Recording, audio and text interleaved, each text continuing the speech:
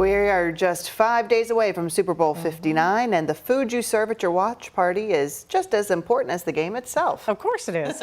Well, despite food prices increasing recently, experts say you should expect to spend about the same as last year. ABC's Morgan Norwood has a look at the items that might, though, cost a little bit more.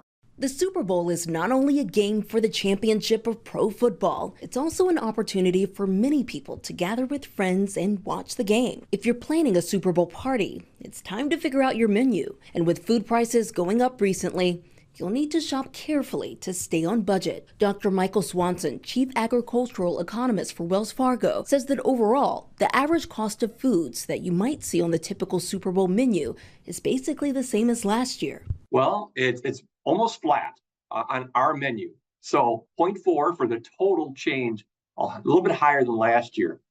But that will, of course, be met with disbelief by anybody who's out there spending because they don't have our menu. And they'll say, that can't be true. But that's what we found from surveying all the Nielsen data for a menu that we thought was pretty representative for 10 people. And while the overall cost of a full menu is about the same, prices for some individual foods have changed dramatically. Chicken wings, for example, a fan favorite, are up more than 7% in the past year. The cost of another Super Bowl staple, shrimp, it's down 4%. Trays of vegetables are popular for Super Bowl parties, and the good news is that costs for many veggies are lower this year. Broccoli, celery, some of the other crops are down from a year ago, substantially down.